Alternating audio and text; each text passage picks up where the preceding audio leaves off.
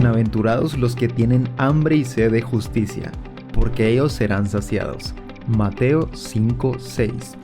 Iglesia de Cristo Bethesda de Ministerios Ebenezer presenta Tiempo de la Palabra. Desde Séptima Calle 15-54, Zona 11, Colonia Carabanchel, Ciudad de Guatemala.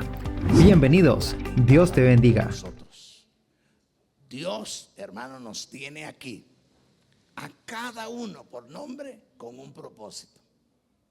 Pero de nosotros depende, hermano, que ese propósito lo logremos y que se cumpla en nosotros. Amén.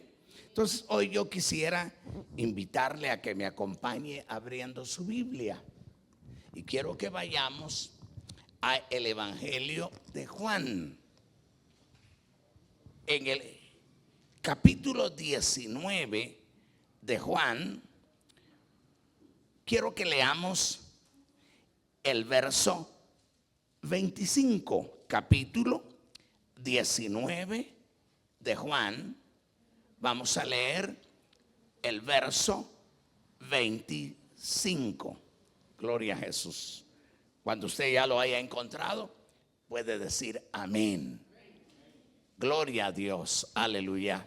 Juan capítulo 19, verso 25. Dice, estaban junto a la cruz de Jesús, su madre y la hermana de su madre, María, mujer de Cleofas, y María Magdalena. Gloria a Jesús. Ahí nomás lo vamos a dejar. Vamos a leer ese versículo nada más. Gloria al Señor. Quiero que oremos al Señor. Señor Jesús, qué agradable es estar esta mañana delante de ti. Qué agradable es para nosotros presentarnos delante de tu presencia. Venimos anhelando tu visitación. Venimos anhelando un toque fresco de tu Espíritu Santo. Por favor, Señor, abre nuestro entendimiento a la revelación de tu palabra y que cada uno de nosotros esta mañana podamos ser edificados por medio de tu palabra y de la presencia gloriosa de tu Espíritu Santo. Todos estos favores nosotros los estamos suplicando en el bendito y maravilloso nombre de Jesús. Amén y amén. Gloria al Señor. Hermanos, hoy quisiera llevarlos a la escena de el Calvario. O sea, a ese momento que a veces nosotros no le damos importancia, pero es increíble lo que nosotros encontramos en esa escena. Me encanta el apóstol Juan, porque el apóstol Juan no habla de la Santa Cena, sino que Juan habla de la última cena. Y quiero que note que es diferente la Santa Cena o la Pascua que se celebraba cada año. Y Juan, hermano, se queda un tiempo bastante largo reflexionando en lo que sucedió en esa escena. Y por eso es que, hermano, él va a hablarnos de lo que él vivió en esa escena. El apóstol Juan, hermano, fue el único de los discípulos que estuvo ahí de principio a fin. Nadie, dice la Biblia, que los discípulos en ese momento, desde el monte de los olivos, desde el huerto del Getsemaní, hermanos, los discípulos salieron huyendo. Salieron, hermanos, temerosos y se fueron a esconder. Mientras que Juan, hermano, sigue al Señor, llega a la escena Hay muchas cosas en este pasaje que Juan nos explica el por qué. Por lo menos Juan era amigo del gobernador. Es importante, y por ser amigo del gobernador, él pudo entrar al lugar donde prácticamente Jesús estaba siendo, hermano, enjuiciado y posteriormente condenado. O sea, luego, hermano, empieza a explicarnos varias cosas, pero esta mañana yo quiero tratar de correr, porque quiero hablarle de los discípulos secretos, y luego quiero hablarle de las mujeres que participaron en esta escena. Hay 4 mujeres que solo Juan, oiga esto, solo Juan menciona a estas 4 mujeres. Los demás evangelistas mencionan 3. Vaya usted a entender, hermano, a quién dejaron fuera. Porque Juan tiene 4 mujeres y los otros solo escogen 3. Y dejan fuera nada menos que a la madre de Jesús. Si usted lee este pasaje, es de suma, pero de suma importancia que nosotros lo leamos detenidamente y que leamos lo que dice Mateo, lo que dice Marcos, lo que dice Lucas y luego lo que dice Juan.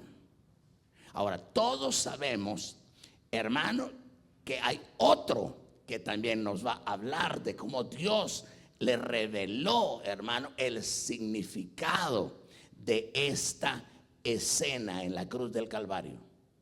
Y es, hermano, el apóstol Pablo. Pero hay algo que tenemos que entender a la hora de que veamos esto. Por ejemplo, Mateo es uno de los apóstoles del Señor, que es el que nos va a hablar acerca de la Santa Cena. Sin embargo, Marcos no está dentro de ese listado de apóstoles, ni está Lucas. Lucas nos va a explicar lo que él investigó, lo que él leyó de lo que sucedió. Pero que hay algo importantísimo que nosotros tenemos que tener claro, que ellos están, hermano, explicando lo que sucedió hace años. Los que más escribieron, más cercanos, fue Marcos y Mateo. Pero luego Lucas lo escribía muchísimo después, en los tiempos de Pablo. Juan es el único testigo presencial. Y usted sabe que uno de los requisitos indispensables para explicar una verdad es alguien que haya tenido una vivencia de lo que ha dicho o de lo que va a decir. Y es tan importante ver cómo Juan espera. Se cree, hermano, que el libro de Juan fue escrito en el año 98, entre el 98 y el año 100, finalizando ya el primer siglo, cuando él escribe su libro. Y hermano, todo el tiempo que ha pasado del año 33 a el año 98 ha sido un tiempo tremendo, pero que a ese tiempo le sirvió a Juan para que, hermano, realmente él recibiera una revelación por qué sucedió cada uno de los hechos que se dieron en la noche del Calvario. El Calvario para nosotros, hermano, es algo sumamente maravilloso, porque es ahí donde nosotros encontramos los 2 pilares, uno de nuestra fe y otro de la seguridad de nuestra salvación. La muerte de Cristo es la garantía o el pilar fundamental de que usted y yo somos salvos. Somos salvos porque Jesús murió por nosotros. Hay una teoría que dice que Jesús no murió, sino que solo se durmió. Hay otra, hermano, otra doctrina que está alejada de la verdad, y es el gnosticismo. Y es la doctrina que cree que Jesús no era Dios y que él prácticamente era como un espíritu. Por eso dice que él no murió, sino que se durmió nada más. Y usan algunos ejemplos, hermano, para querer mostrar eso. Pero lo que nosotros creemos es que Jesús murió. Y esa es su base, la toma el apóstol Pablo en el capítulo 15 de la primera carta a los Corintios, del verso 13 en adelante, porque dice: les quiero explicar, dice Pablo, lo que desde un principio yo entendí o yo recibí, que Jesús murió por nuestros pecados conforme a las Escrituras. O sea, Jesús murió, y gracias a esa certeza que Jesús murió, es que nosotros, usted y yo, tenemos la certeza de que somos salvos, porque nuestros pecados o el precio de nuestros pecados fue pagado en ese acto en la cruz. Luego, hermano, viene Jesús, ese que murió ahí, no está muerto, resucitó en aquel día, resucitó. Entonces, una gran verdad. La base fundamental de nuestra fe es que Jesús está vivo. Amén. Entonces, cada vez que nosotros tomamos la Santa Cena, lo que estamos celebrando es esa verdad, que Jesús murió por mis pecados y que está vivo, y como una seguridad de que el Dios a que usted y yo adoramos vive y permanece para siempre. Y hay otra verdad que es la que estamos esperando, y es que viene por nosotros.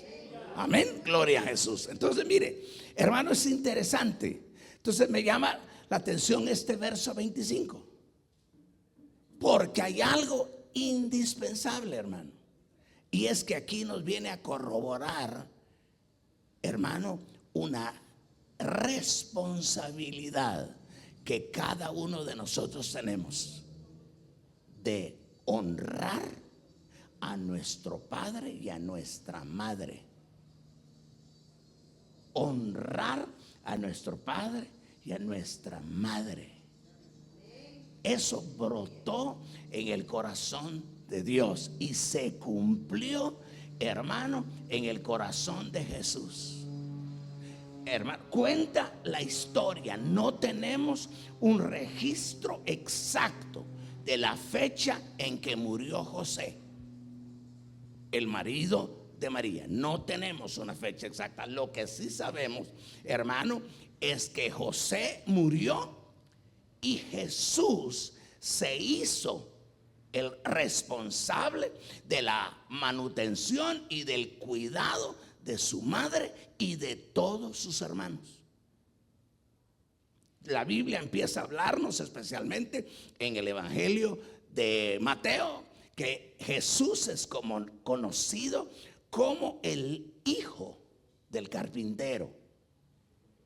Toma totalmente el oficio de su padre, hermano, humano, y luego empieza a crecer hasta que con el tiempo llegan a decir que Jesús ya no era el hijo del carpintero, sino que era el carpintero. Y de ahí nace una verdad, hermano, que todos nosotros la compartimos, y es la que está en el Evangelio de Mateo capítulo 11, cuando Jesús dice: llevad mi yugo sobre vosotros. Dice que la especialidad de Jesús era elaborar yugos para los bueyes, para que fueran utilizados en el trabajo.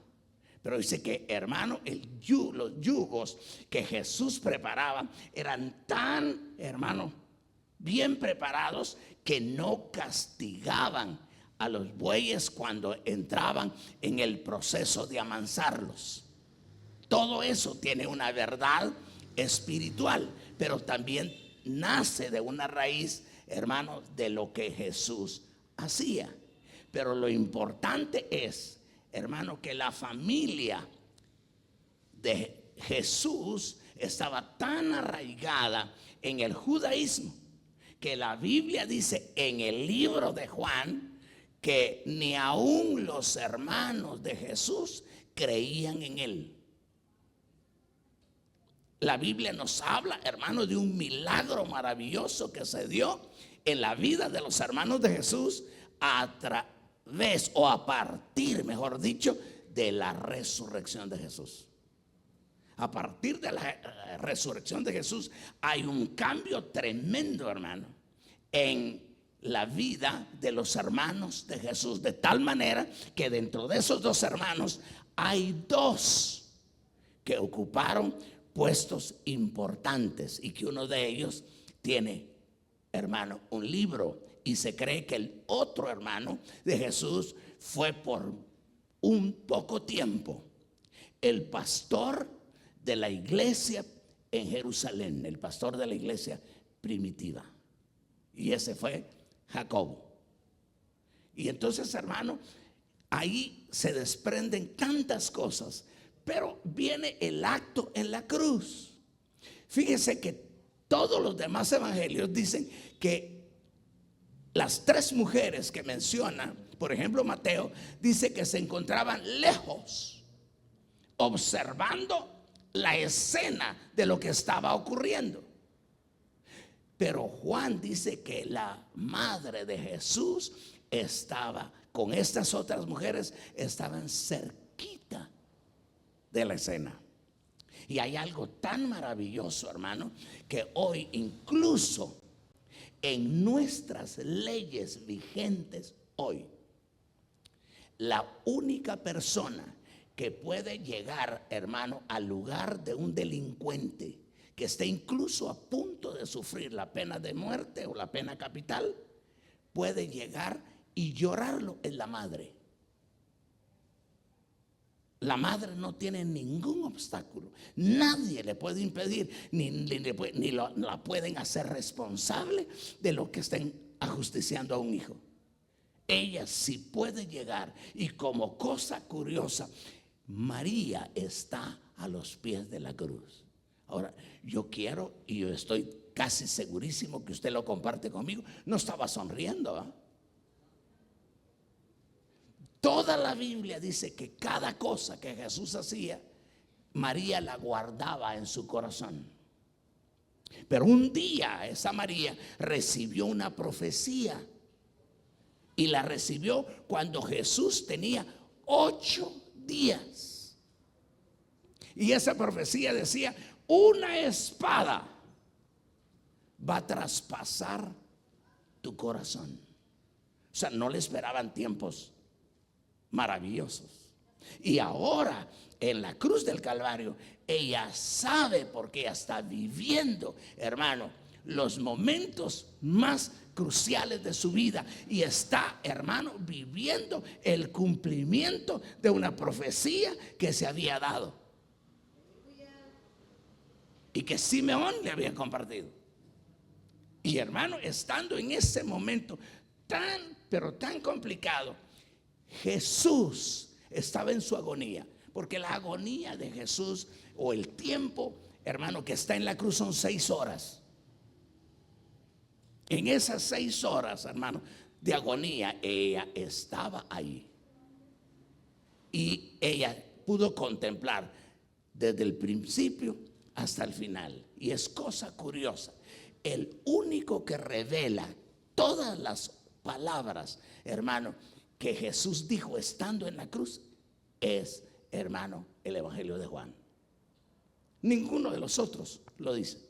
El único que habla, hermanos, de una palabra, la primera palabra que Jesús dijo en la cruz, fue Mateo. Aquella palabra, hermano, que dice: Dios mío, ¿por qué me has desamparado?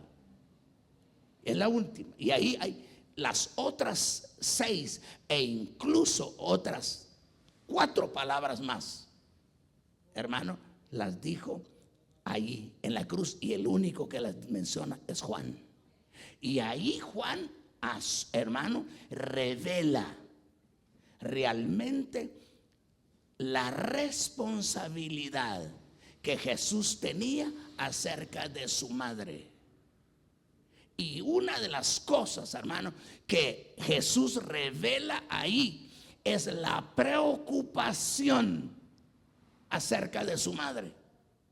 Como que si alguien dijera: yo voy a morir en horas, pero no sé quién de mis hermanos va a cuidar de mi madre. Pero en ese momento, hermano, vuelve a las escrituras. Y, hermano, en ese momento de agonía, Jesús ve a su madre y dice la Biblia que le dijo: mujer, he ahí tu hijo.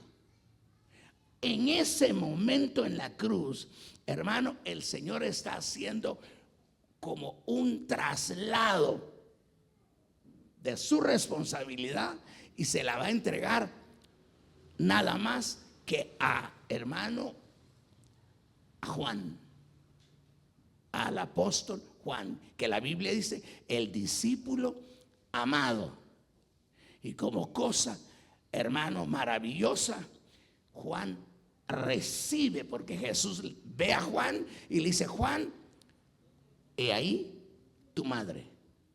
Y desde ese momento, dice la escritura, Juan cuidó de la madre de Jesús. Inclusive se la llevó cuando él fue a hacer, hermano, el pastorado en Éfeso. Se la llevó a Éfeso y se cree que María, la madre de Jesús, murió en Éfeso. Y él la cuidó. Pero lo interesante que nos muestra ahí, hermano, es usted y yo tenemos una responsabilidad tremenda con nuestra madre y con nuestros padres. Pero Dios encomendó a nosotros.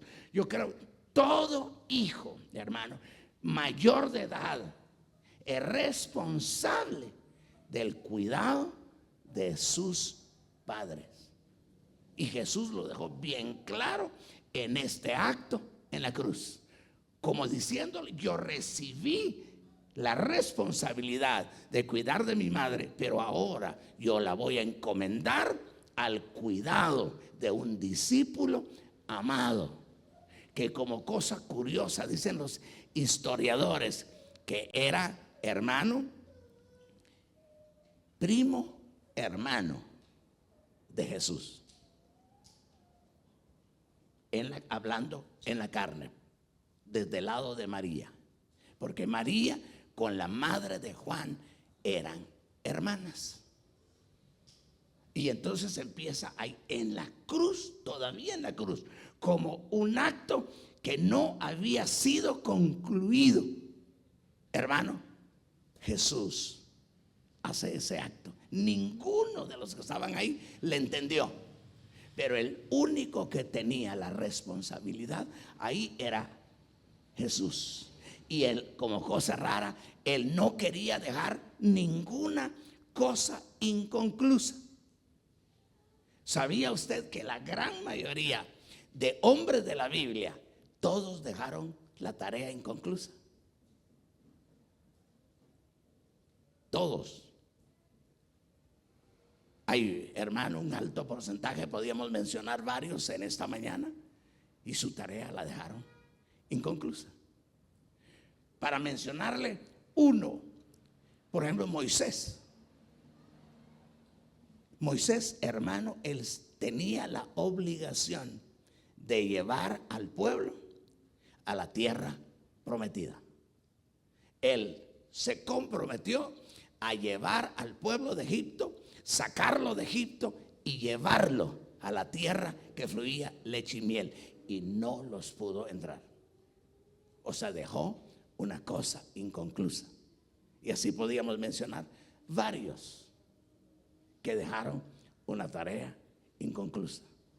Jesús dijo, hermano, y como nuestro ejemplo, Él dice que le pidamos, hermano, a Dios que nos dé verdaderamente todos los elementos que nosotros necesitemos para que el propósito por el cual Dios nos tiene acá sobre la tierra y que nos tiene aquí, hermano, siendo parte de su rebaño, cumplamos la tarea.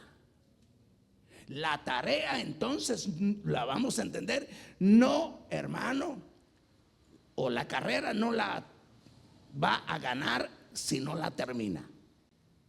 Hay un premio importante para el que termina la carrera, no para el que la principia. Sin embargo, hermano, nosotros vamos aprendiendo acerca de eso. Jesús cumplió ahí.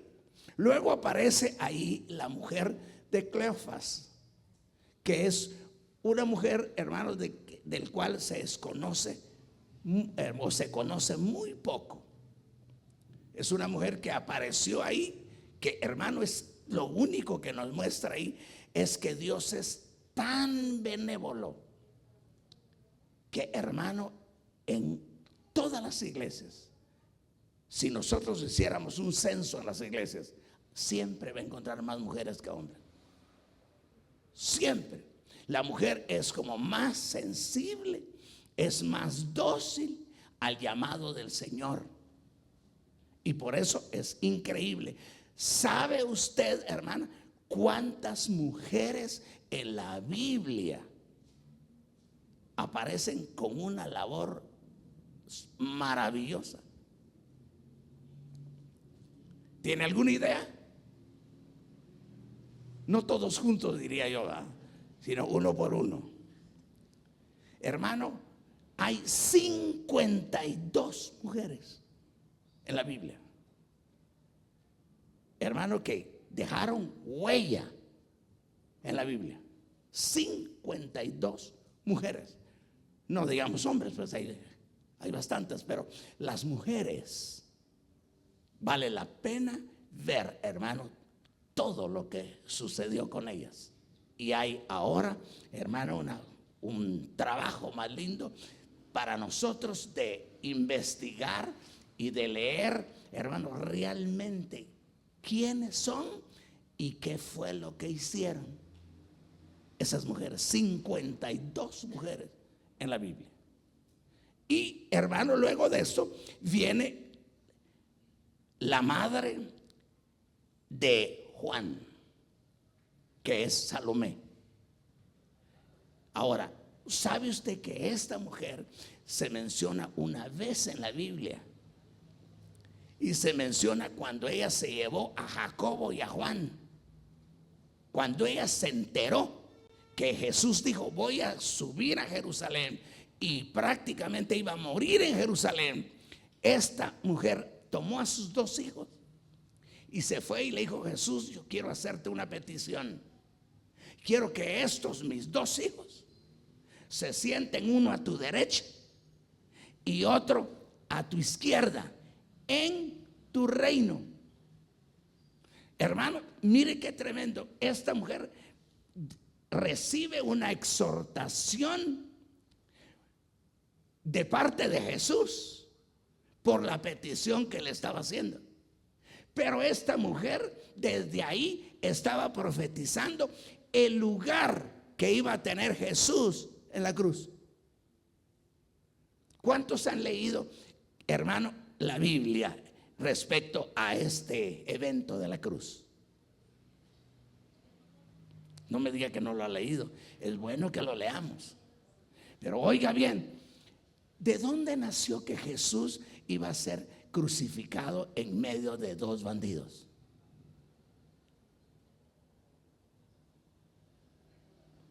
No hay, hermano, en el Nuevo Testamento un proceso donde capturaron a esos, ni se menciona. Pero ya en la cruz, como que automáticamente, hermano, agarran a otros 2 bandidos y ya no van a crucificar uno, van a crucificar 3.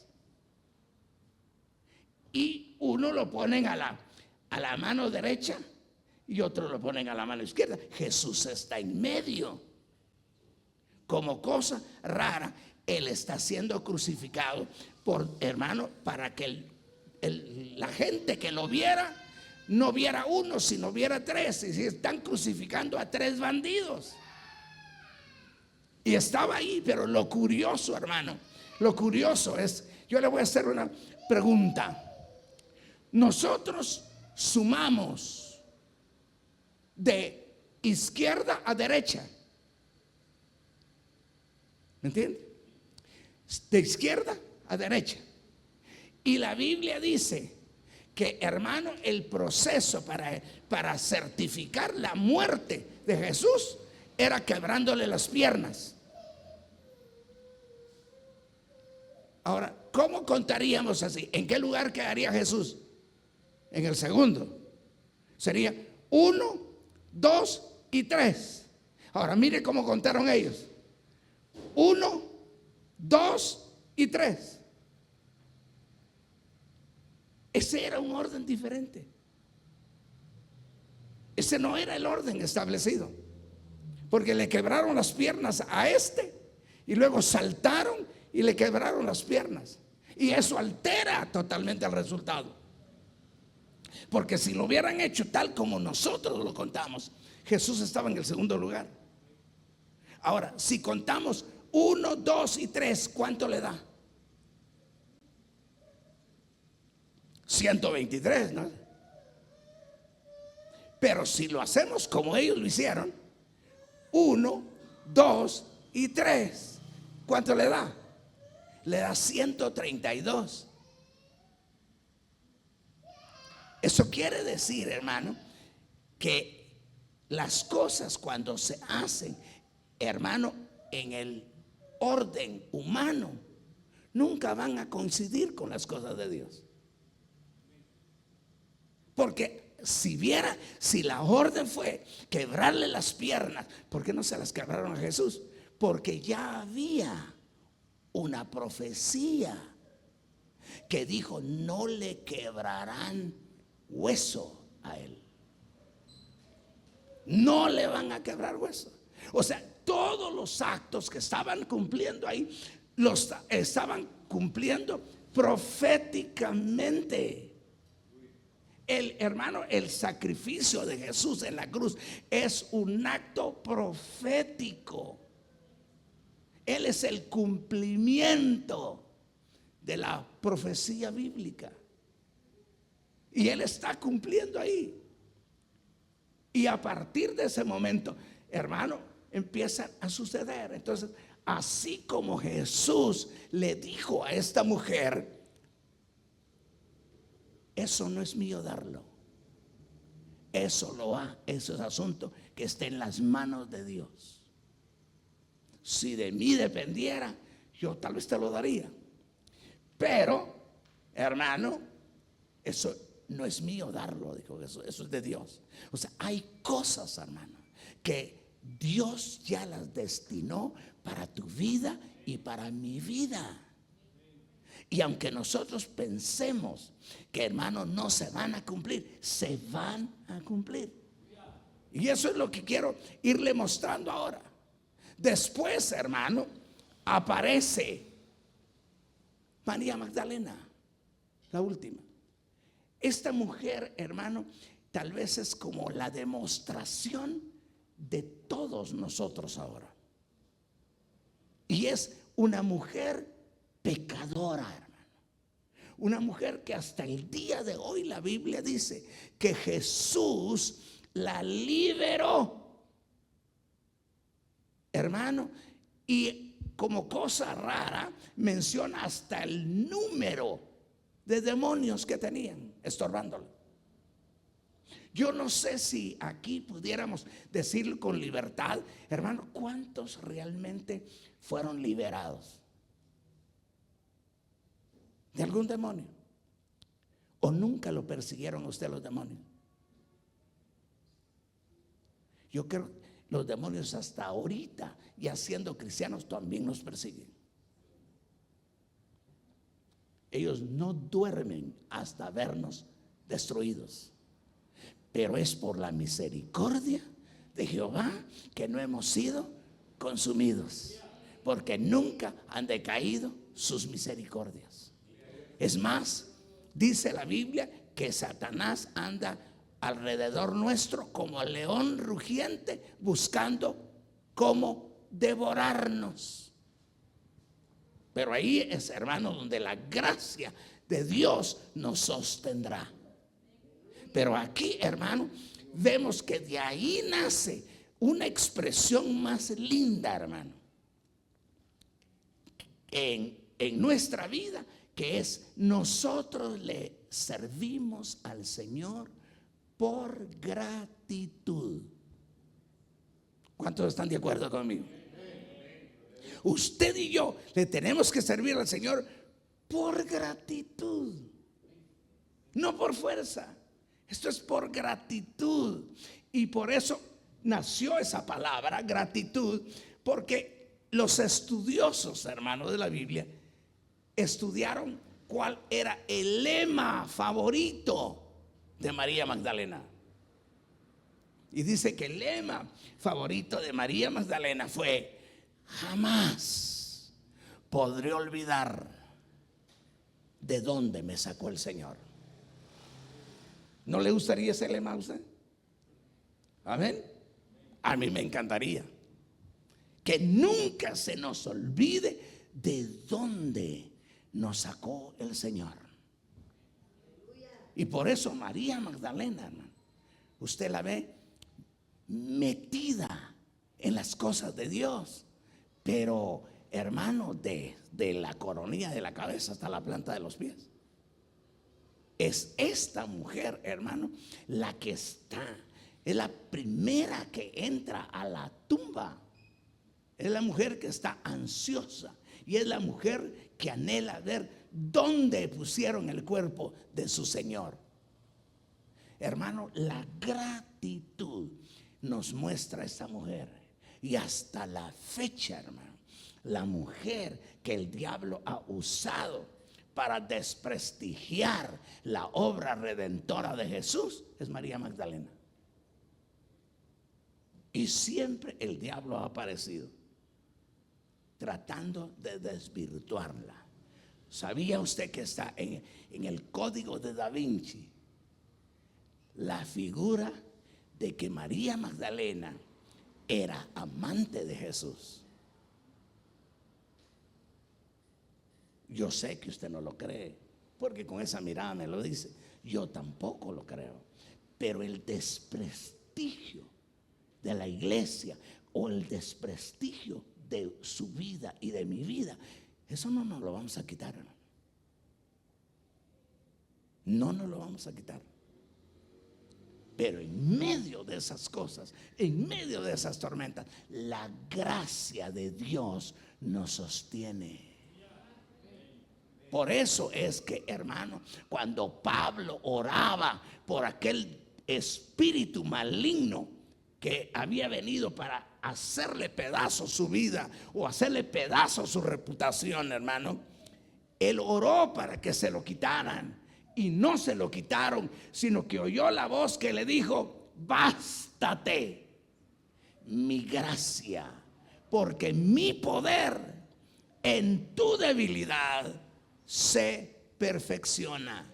Y de ahí nace una porción que nosotros la habíamos de saber de memoria. Y dice: por eso, dice Pablo, de buena gana me gloriaré, porque cuando soy débil, entonces es cuando estoy fuerte. Amén. Cuando nosotros nos creemos fuertes, hermano, estamos propensos a caer en una trampa. Pero cuando nosotros nos sentimos débiles, como que es el último día de nuestra vida, entonces la gracia del Señor nos sostiene, porque esa fue la palabra que Jesús le dijo a Pablo: porque mi poder en tu debilidad se perfecciona. Usted y yo somos más fuertes cuando estamos llorando, hermano, como derrotados, que cuando estamos brincando como que estamos en victoria, porque usted no sabe lo que puede venir. pero en la debilidad el poder del Señor se perfecciona. Y eso es lo maravilloso. Ahora déjeme correr unos minutitos.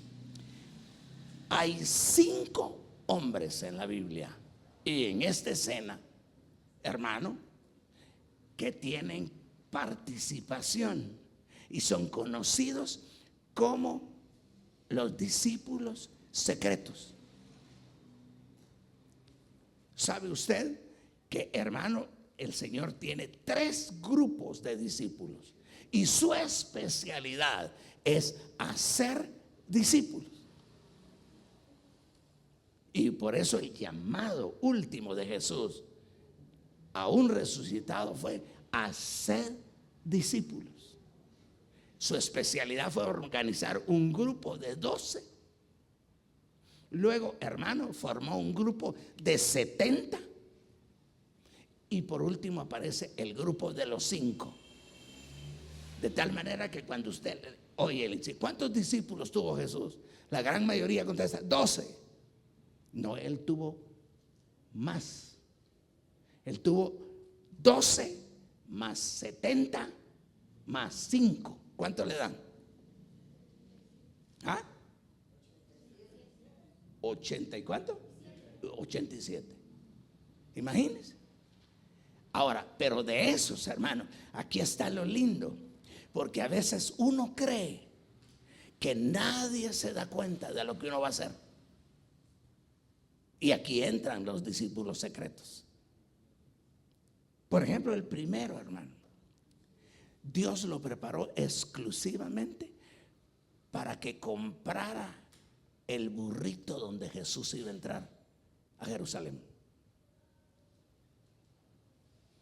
Porque cuando, hermano, dice que cuando se iba a celebrar la Pascua, los discípulos le preguntaron, ¿dónde quieres que preparemos la Pascua para que la comas con tus discípulos?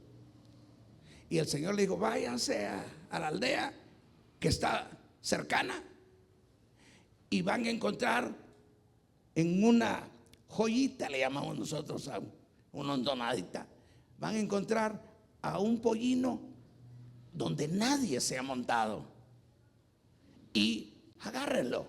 Pero cuando lo traigan, si alguien les dice por qué están agarrando el pollino, usted le dice, porque el Señor lo necesita. Y Él se los va a dar. Ese hombre ya estaba entrenado, preparado. Lo único que no sabía quiénes iban a ir a traer el burrito. Pero su misión, el propósito de su vida era que Él le iba a entregar el burrito para que Jesús entrara victorioso a Jerusalén. El otro, hermano, es el hombre del cántaro de agua. Otra vez le dice, ¿dónde vamos a preparar la Pascua con tus discípulos? Y él le dice, váyanse a la ciudad y ahí van a encontrar un hombre que lleva un tinaco de agua en el hombro. Síganlo. Y le dice, el Señor te dice, ¿dónde está el aposento para que yo coma la Pascua con mis discípulos? ¿Dónde está? Y Él les mostrará un gran aposento alto ya preparado. Ese hombre no solo hizo eso, sino que también, hermano, entregó el aposento alto, porque fue ahí donde ya el libro de los Hechos nos dice que la iglesia inició. ¿No le encantaría a usted que la iglesia o una congregación se iniciara en su casa? Amén. Hermano, iniciar una iglesia en su casa es como llevar a Cristo a su casa. ¿No le gustaría llevar a Jesús a su casa?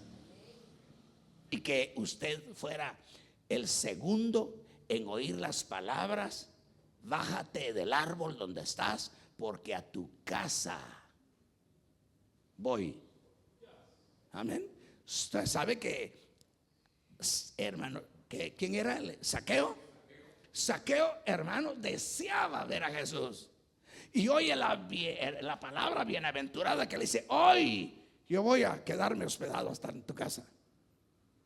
Hermano, todas las cosas empiezan a darse. Y este discípulo, hermano, es el que prepara el lugar. De ahí vienen 3 más. Otro de ellos, hermano, es Nicodemo. Nicodemo, hermano, es un hombre que llegó a Jesús de noche, un fariseo buscando a Jesús de noche, anhelando, según él, tener acceso al cielo. Hermano, pero lo importante fue lo que hizo al final. Hermano, este hombre preparó un ungüento para sepultar a Jesús. Y lo preparó, y fue un ungüento carísimo que se preparaba para ungir reyes. Había una profecía, hermano, y es que Jesús en la cruz no podía dejar que entrara, hermano, la noche en la cruz. Él, hermano, prácticamente se cree murió a las 3 de la tarde, porque el sabbat empezaba a las 6 de la tarde, y a esa hora ya Jesús estaba enterrado. Y cuando los verdaderos discípulos estaban escondidos del miedo y nadie podía dar la cara por él, estos hombres dieron la cara por él. Hermano, cuando tú pienses que no hay nadie en tu ayuda, ahí vas a ver el propósito de Dios. Cuando nosotros creamos, hermano, que nadie piensa ni siquiera en nosotros, ahí aparecerá el que tiene ya la orden de hacerlo. Y ahí ungieron a Jesús, y dice que ese hombre preparó un ungüento de 100 libras de ungüento. Y los mismos que valoraron, hermano, el ungüento de nardo que María derramó sobre la cabeza de Jesús, que era una libra, y la valoraron en 300 denarios. Y el denario, hermano, es el salario mínimo de esa oportunidad. Ahora imagínese usted, 100 libras. Era una cantidad enorme. Y lo embalsamaron, y junto con José de Arimatea. José de Arimatea, hermano, José de Arimatea le dio su tumba, o sea, su nicho. Sería saludable que nosotros desde ya preparáramos nuestro nicho. Pero si no lo tiene preparado, hay alguien que hasta ese cuidado tiene, hermano, y él puede prepararlo. Y José de Arimatea se desprendió. Ahora, lo curioso que quiero decirle de estos 2 personajes, hermano, que los 2 pertenecían al Sanedrín. Los 2 pertenecían al Sanedrín. Y una de las violaciones que se dio, hermano, en el juicio de Jesús, es que el Sanedrín no completó el 50+1 para el juicio de Jesús que se requería. Y que estos 2 personajes, aún en el juicio de Jesús, no participaron, porque los tenía el Señor reservados para su servicio en el momento que Dios así lo requiriera. Hermano, usted y yo, es probable que en algún momento nos desilusionemos y digamos: es que a mí no me van a usar jamás. Es que, ¿qué quieres? ¿Que te usen los hermanos o que te use Dios? Si tú quieres que te use Dios, Él no se ha olvidado de ti, hermano. Si tú quieres que te use Dios, cuando menos lo pienses, Él dará la orden, porque tú estás diseñado para algo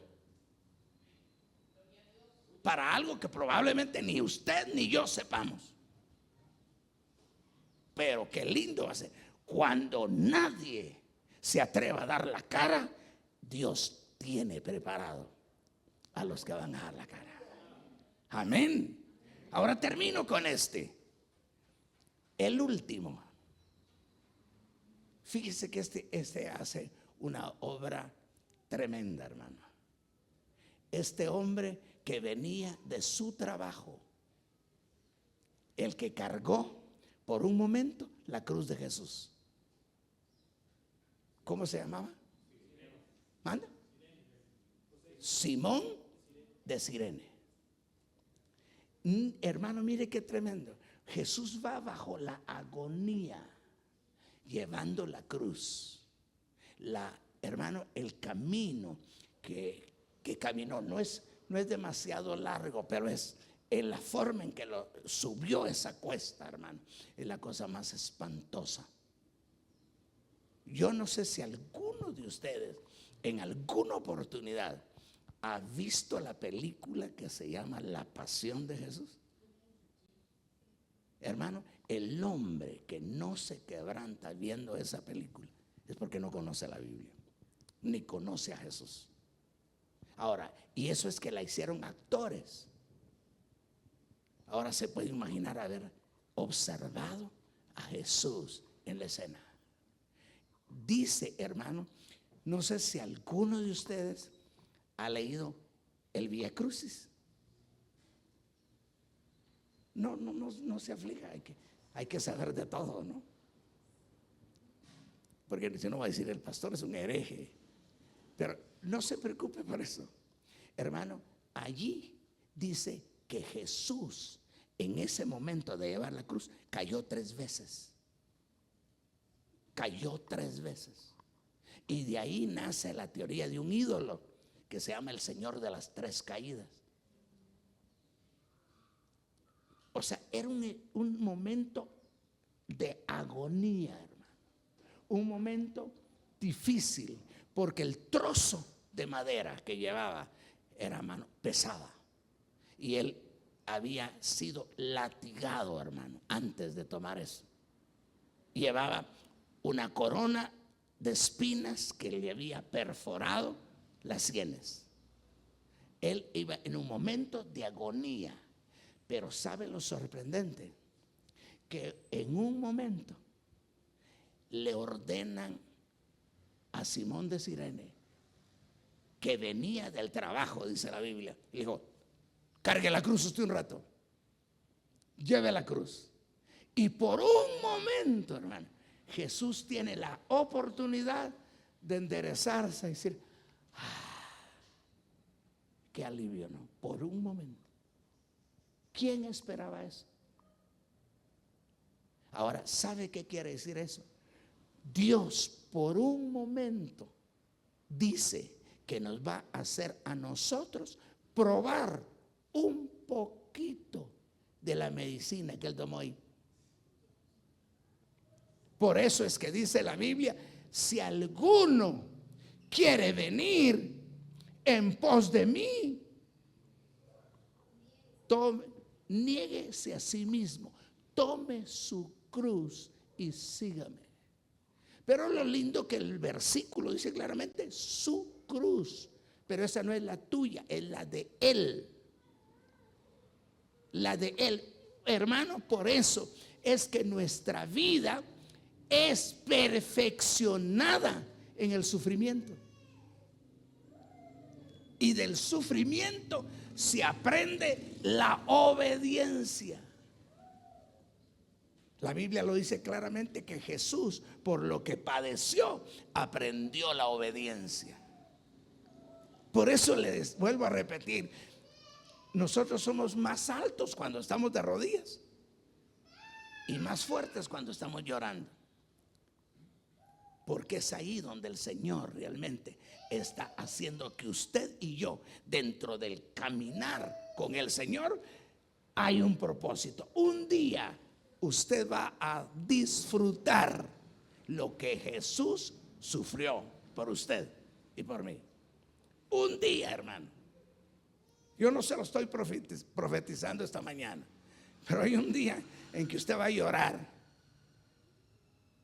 tal vez no entienda lo que está pasando, o si tal vez entienda lo que está pasando, pero Dios lo hizo no para burlarse de usted, sino lo hizo para que entienda lo que Él sufrió por nosotros. Él jamás nos va a despreciar. Él conoce nuestras debilidades, conoce nuestras imperfecciones. Y por eso es que el libro de Proverbios dice en uno de sus pasajes: 7 veces cae el justo y se vuelve a levantar. No dice ahí se queda tendido y ahí se acabó. Se levanta porque hay alguien que lo va a levantar. Porque si la teoría dice que Jesús 3 veces se cayó debajo de la cruz, pero también dice que hubo alguien con las manos sucias que venía del trabajo, se tendieron para quitar la cruz, quitar el peso. Por un momento, Dios, hermano, nos va a demostrar que el que tiene el cuidado de nosotros se llama Jesús.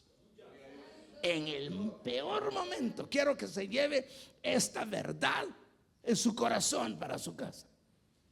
Aún, hermano, en la cárcel, ¿ha oído usted que Jesús entra a la celda del más maligno hombre, que no es un hombre, sino es una bestia que está metido en una Bartolina, y que Jesús entra a esa Bartolina y termina salvando a ese hombre? Y a veces nosotros decimos: ¿por qué se tiene que ir a la cárcel ese y a regresar ya convertido?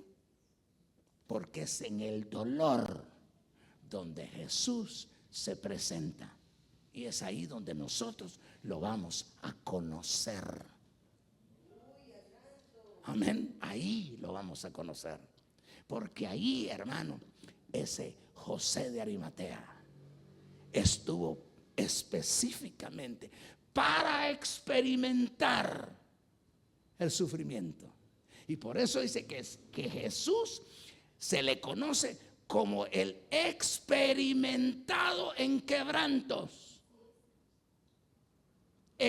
La profecía dice experimentado en quebrantos.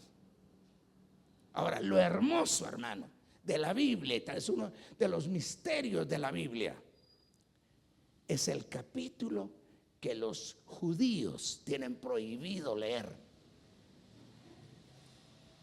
Amén. Y yo se lo quiero regalar. El capítulo que los judíos tienen prohibido leer, y es Isaías capítulo 53. El sacrificio de Jesús, porque ellos no creen en Jesús y por eso lo tienen prohibido. Y una muestra la encontramos en el libro de los Hechos capítulo 8. Dice que un etíope vino exclusivamente a Jerusalén para adorar, y regresaba tan desesperado o desilusionado que nadie le había podido explicar de quién se trataba ese pasaje. Y lo que estaba leyendo era el capítulo 53 del libro de Isaías. El sacrificio de Jesús, hermano, explicado hasta con el más mínimo detalle. Y ese camino que Jesús ya caminó es el mismo que nos invita hoy el Espíritu Santo a caminar yendo tras sus pisadas. Quiere decir, usted y yo vamos a ser llamados a caminar, pero vamos a caminar donde Jesús ya pasó. Ya pasó. No te preocupes, que lo que estamos sufriendo nosotros no se puede comparar con lo que Jesús sufrió. El camino que nos va a tocar que pasar, si bien es cierto, es andando y llorando, pero ya alguien lo pasó por ti. Y en ese camino Dios, hermano, recibió el auxilio de sus discípulos secretos. Así es que no se preocupe usted, que si usted y yo no queremos hacer las cosas, las va a hacer otro por nosotros. Y la bendición que era para usted y para mí, se la va a llevar otro. Entonces yo lo invito a que con gratitud le digamos: Señor, yo quiero hacer lo que a ti te agrada. Y quiero ir a donde tú me mandes. Quiero hacer lo que tú me digas que haga. Eso debe ser el anhelo de nuestro corazón. ¿Qué dice si cerramos nuestros ojitos y le decimos: Señor, solo quiero que tú me ayudes a llegar a la meta? A llegar a la meta. Que se cumpla el propósito que tú tienes para mi vida. Mientras está con sus ojitos cerrados, si tiene la gentileza de levantar ahí sus manos, quiero que le diga conmigo: Jesús, que el propósito que tú tienes para mi vida, yo lo puedo haber cumplido, Señor. Por favor, Señor, ayúdame a llegar a la meta. Ayúdame, Señor, a pelear esta buena batalla. Ayúdame a tener los ojos puestos en el autor y consumador de la fe, en Jesús, el Hijo de Dios. Señor, escóndenos en el hueco de tu mano y derrama tu gracia sobre nuestras vidas, para que con gratitud nosotros podamos servirte hasta el último día de nuestra vida. Son favores, Señor, que yo te suplico en el nombre de Jesús. Aprovecho esta oportunidad para orar por esta congregación, para suplicarte, Señor, que tu palabra pueda penetrar en lo más profundo de nuestra mente y que nosotros podamos entender y comprender lo que tú quieres hacer con cada uno de nosotros. Te lo suplico, Padre, en el bendito y maravilloso nombre de Jesús. Aleluya. Dios les bendiga. Iglesia de Cristo Bethesda de Ministerios Ebenecer presentó Tiempo de la Palabra. Te esperamos en séptima calle 15-54, zona 11, Colonia Carabanchel, Ciudad de Guatemala. Síguenos en Instagram, Facebook y YouTube como Iglesia de Cristo Bethesda. Dios te bendiga.